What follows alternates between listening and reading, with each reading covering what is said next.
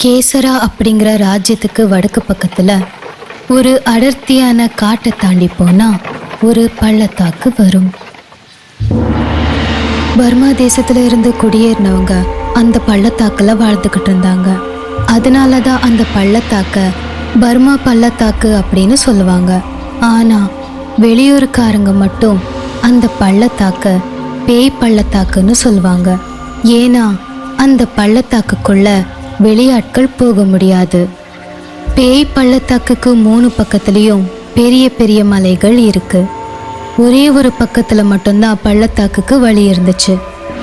அந்த நுழைவாயில் பக்கத்துல 2 பேர் எப்பவுமே காவல் காத்துக்கிட்டு இருப்பாங்க. அந்த பேய் பள்ளத்தாக்குல அவங்க ரொம்ப பயங்கரமான சிலைய கும்பிட்டுக்கிட்டு இருந்தாங்க. அது அவங்களுடைய கடவுள் கசாத்யா.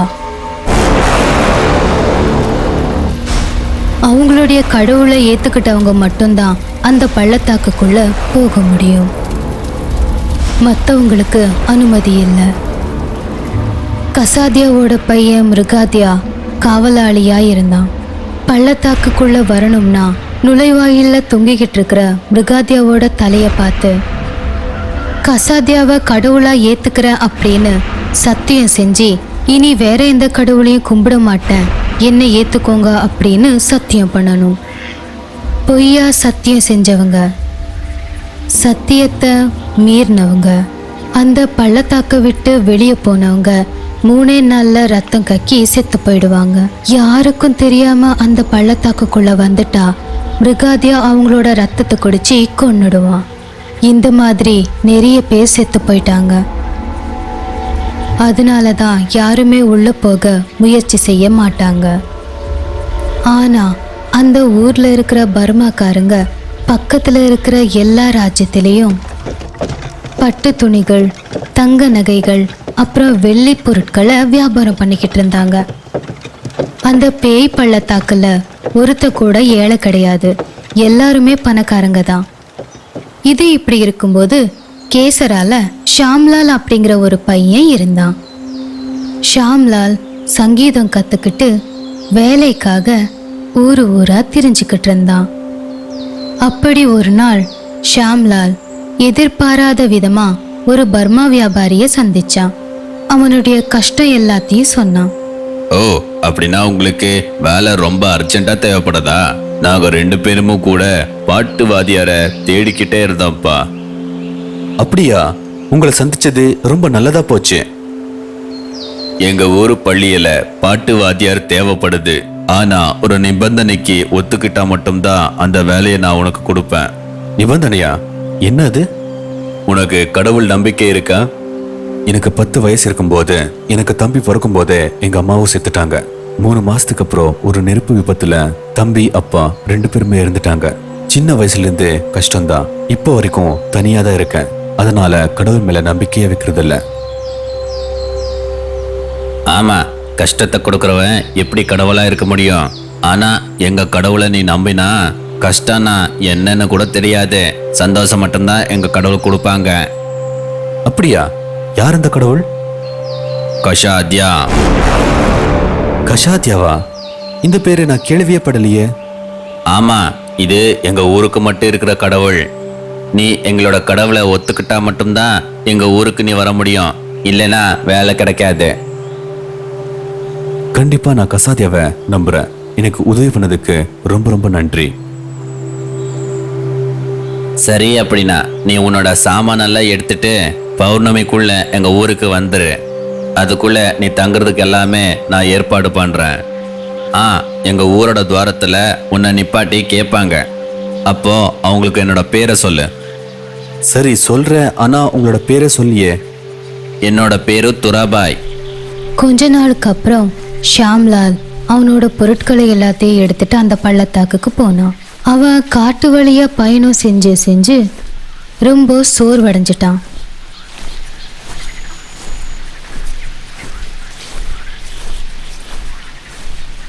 என்ன ஊருடா இது? காட்டுக்கு உள்ளே இருக்கு. இன்னும் எவ்வளவு தூரம் போகணும்? அங்க யாரோ இருக்காங்க, அவங்கள கேட்குறேன்.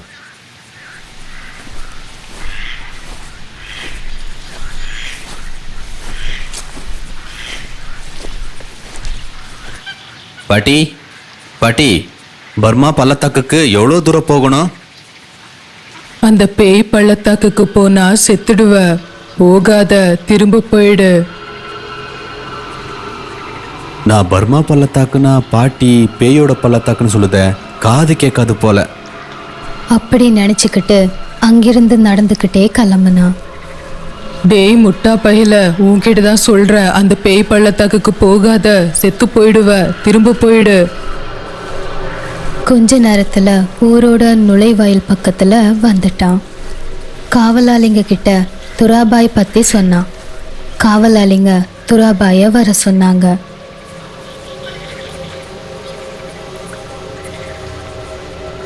அந்த நேரத்துல அந்த நுழைவாயில ரொம்ப ஆச்சரியமா பார்த்துக்கிட்டு இருந்தான் ஷாம்லால். பர்மா பள்ளத்தாக்கு மற்றவங்களுக்கு அணுகல் இல்லை.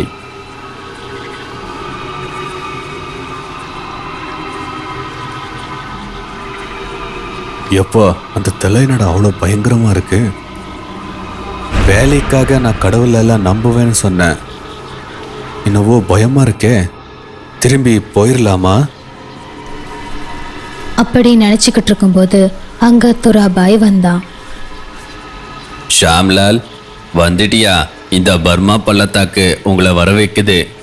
துராபாய், உங்களை பார்த்ததும் தான் தைரியம் வந்திருக்கு. இந்த துவாரபாலகர் அந்த பயங்கரமான தலையெல்லாம் பார்த்து ரொம்ப பயந்து போய் திரும்ப ஊருக்கே போயிடலாம்னு இருந்தேன். தப்பு தப்பு, குற்றம். மன்னிச்சிரு முருகாத்யா, மன்னிச்சிரு. ஷாம்லால், அந்த விக்கிரகம் முருகாத்யாவோடது.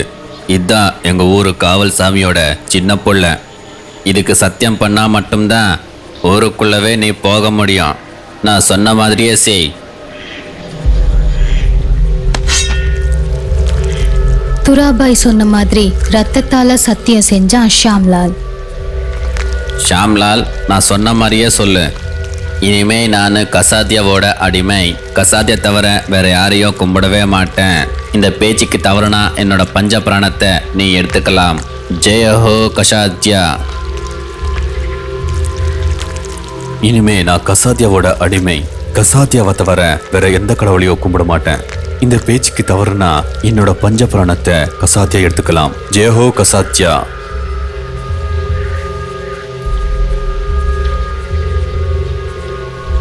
துராபாய், இப்போ நாம எங்க போறோம்? கசாத்தியாவோட பெரிய புள்ள ஊருக்குள்ள காவல் காத்துக்கிட்டே இருக்காங்க. கசாத்தியாவோட மண்டபத்துக்கு போயிட்டே இருக்கான்.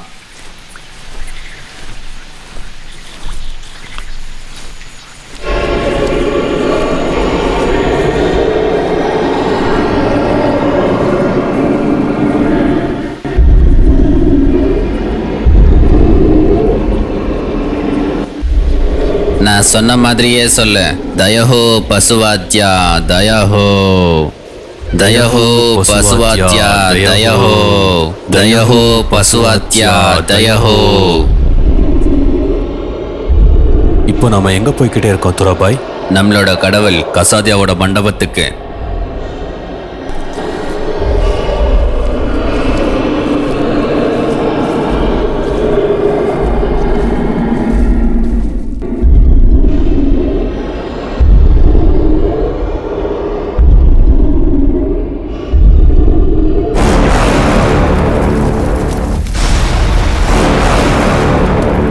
ஷாம், கசாத்தியாவை பார்த்துக்கோ.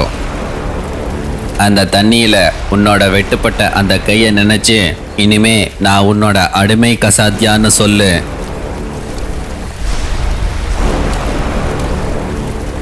துராபாய் சொன்ன மாதிரி அவனுடைய 2 கைகளையும் அந்த தண்ணிக்குள்ள வச்சு, இனிமே நான் உன்னோட அடிமை கசாத்தியா.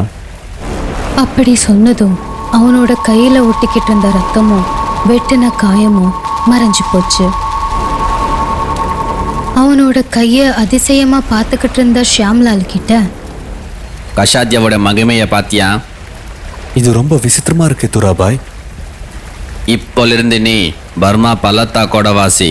ஆனா சாம்லால், ஜாகிரதை. ஊர் பெரியவர் ஜெயாஜியோட அனுமதி இல்லாம ஊரை விட்டு போகவே கூடாது.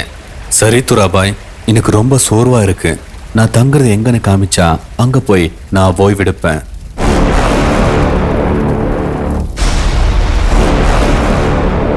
ரெண்டு பேரும் சேர்ந்து நடந்துக்கிட்டே ஒரு வீட்டுக்கு வந்து சேர்ந்தாங்க. அந்த வீடு ரொம்ப பெருசா பாழடைஞ்ச மாதிரி இருந்துச்சு.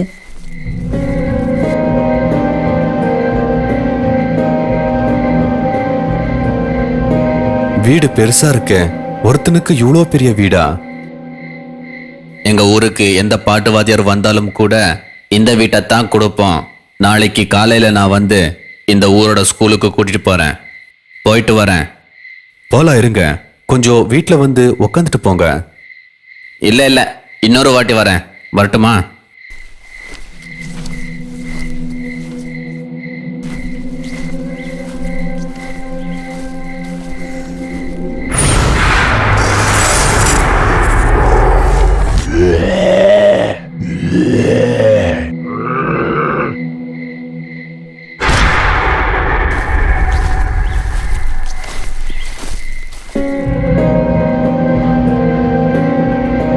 என்ன இது? இவங்களோட ஊரும் அந்த கடவுளும் விசித்திரமா பயங்கரமா இருக்கிற அந்த சிற்பம். என்ன இந்த கலாச்சாரம்? வயிற்று பழப்புக்காக அவங்க சொன்ன எல்லா சத்தியத்தை பண்ணிட்டேனே. சரி, அதெல்லாம் எதுக்கு? வந்த வேலையை பார்த்துட்டு பிடிக்கலனா வீட்டுக்கு போயிடலாம். கொஞ்ச நேரம் அப்படி யோசிச்சுக்கிட்டே அவன் தூங்கிட்டான்.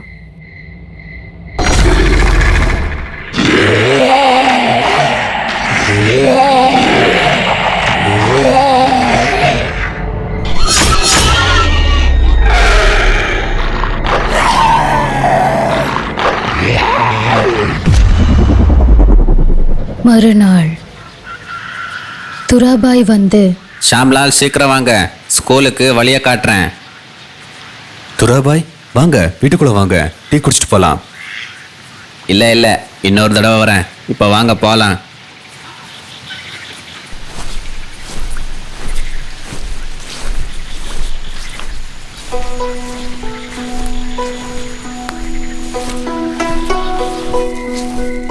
அப்படி தினமும் பள்ளியில சங்கீதம் கத்து கொடுத்துட்டு அதுக்கப்புறம் வீட்டுக்கு வந்துடுவான். கொஞ்ச நாள்ல அதே பள்ளியில வேலை பார்க்குற ஹைமா கூட நட்பு ஏற்பட்டுச்சு ஷியாம்லாலுக்கு.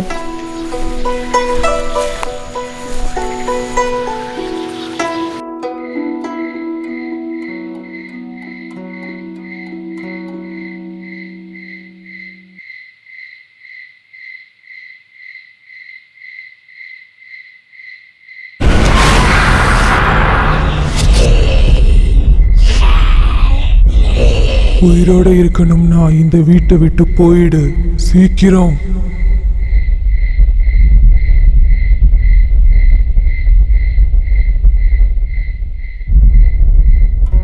வேலைகளை முடிச்சிட்டு வீட்டுக்கு திரும்பி வந்துகிட்டு இருந்தாங்க ஷியாம், ஹைமா. ஷியாம் நைட்டு நடந்ததை எல்லாத்தையும் ஹைமா கிட்ட சொன்னான். அந்த வீட்டில் ஏதோ விசித்திரமான சத்தம், ராத்திரில என்னென்னவோ கத்துதே அப்படின்னு சொன்னான். ஷியாம், உன்கிட்ட ஒரு ரகசியம் சொல்றேன். நான் சொன்னேன்னு யாருக்காவது தெரிஞ்சா ஊர்ல என்ன உயிரோட விட மாட்டாங்க. என்ன அந்த ரகசியம்? நீ இருக்கிற வீடு சாபத்துக்குள்ளான வீடு. தை மாசத்துல வர அமாவாசை அன்னைக்கு அந்த வீட்டுல இருக்கிற பேய்ங்க உன்னை பிச்சு தின்னுடும். அப்புறம் இந்த விஷயத்த எதுக்கு என்கிட்ட சொல்லவே இல்லை? சொல்லி எந்த பிரயோஜனமும் இல்ல. நீ இந்த ஊரை விட்டு போக ஊர் தலைவர் ஜெயாஜி கண்டிப்பா ஒத்துக்க மாட்டாரு. நீ இந்த ஊரை விட்டு போனா 3 நாள்ல ரத்தம் கக்கி செத்துடுவ. இங்க இருந்தனா அந்த பேய்ங்க உன்னை பிச்சு தின்னுடும். அப்புறம் நான் தப்பிக்க ஒரு வழி கூட இல்லையா? இல்ல, நீ இந்த பேய் பள்ளத்தாக்குக்கு வந்து ரொம்ப தப்பு பண்ணிட்ட. எங்க அப்பாவும் இதே மாதிரி தான் பர்மால இருந்து இங்க வந்து குடியேறினாரு. இவங்க கும்பிடுற தெய்வம் சாமி இல்ல, பிசாசு. அந்த பேய் பள்ளத்தாக்குக்கு போகாத, திரும்ப போ. நீ அங்க போனா செத்துடுவ. அன்னைக்கு ஒரு பாட்டி சொல்லுச்சு, அங்க போகாத, நீ செத்துருவ, அது பேயோட பள்ளத்தாக்குன்னு. நான் கேட்கல. எந்த பாட்டி? இந்த ஊரோட எல்லையில இருந்து 1 மைலுக்கு தூரத்துல ஒரு பாட்டி சொல்லுச்சு. ஊரு தலைவர் ஜெயாஜி கிட்ட போய் கசாதிய மேல சத்தியம் செஞ்சு இத்தனை நாள்ல திரும்பி வந்துருவேன்னு சொன்னாதான் உன்னை ஊரை விட்டு வெளியே அனுப்புவாங்க. முடியாது அப்படின்னு சொல்லி அப்படியே போயிட்டேன்னா 3 நாள்ல ரத்தம் கக்கி செத்து போயிடுவ. எங்க அப்பாவும் அதே மாதிரி தான் செத்துட்டாரு. அப்படின்னா ஊர் பெரியவர் ஜெயாஜிக்கு ஏதோ ஒரு பொய் சொல்லி நான் ஊருக்கு போயிடுறேன். நீ இந்த பள்ளத்தாக்க விட்டு போக அவரு ஒத்துக்க மாட்டாரு. ஏன்னா அந்த பேய்களுக்கு உன்னை பலி கொடுக்கறதுக்காக தான் உன்னை கூட்டிட்டு வந்தாங்க. அப்படியா? சரி, நான் இருக்கிற அந்த வீட்டுக்கு எப்படி சாபம் வந்துச்சு? தெரியாது. அந்த வீட்டு பக்கம் யாருமே போக மாட்டாங்க, உள்ள கூட யாரும் வர மாட்டாங்க. ஆனா ஒவ்வொரு வருஷமும் ஸ்கூல்ல வாத்தியார் வேலைக்காக தனக்குன்னு யாரும் இல்லாதவங்களையும் அனாதைகளையும் ரொம்ப கஷ்டப்படுறவங்களையும் வேலை தர அப்படின்னு ஆசை காட்டி அவங்கள இங்க கூட்டிட்டு வந்துருவாங்க. தை மாசத்துல வர அமாவாசை நாள் அன்னைக்கு அந்த பேய் அவங்கள பிச்சு தின்னடும். அப்படின்னா உங்களுக்கு ஒவ்வொரு வருஷமும் பலிக்கு ஒரு ஆள் தேவை. சரி, அந்த நாள்ல நான் போய் எங்கேயாச்சும் ஒளிஞ்சுக்கிட்டா என்ன ஆகும்? ஷாம், நீ எங்க ஒளிஞ்சுக்கிட்டாலும் அந்த பேய் உன்னை கண்டிப்பா கொன்னுடும். சரின்னு சொல்லி தப்பிச்சு போலான்னு பார்த்தாலும் 3 நாள்ல ரத்தம் கக்கி செத்து போவ. சரி, அதையும் பாத்துரலாம். வாழ்க்கையில எல்லாத்தையும் இழந்துட்டேன். என்னவங்க எல்லாருமே செத்துட்டாங்க. தனிமரமா ஆயிட்டேன். நான் செத்தா கூட யாருமே அழமாட்டாங்க. அப்படி சொல்லி அழுதுகிட்டே 2 பேரும் அங்கிருந்து கிளம்பி போயிட்டாங்க. வீட்டில் உட்காந்து யோசிச்சுக்கிட்டு இருந்தான். இன்னும் 4 நாள் தான் இருக்கு தை மாசத்துல வர அமாவாசைக்கு. ஊருக்குள்ளேயே இருந்தா அந்த வீட்டில் இருக்கிற பேய்ங்க ஷாம பிச்சு தின்னுடும். ஊரை விட்டு போகலான்னா 3 நாள்ல ரத்தம் கக்கி செத்து போயிடுவான்.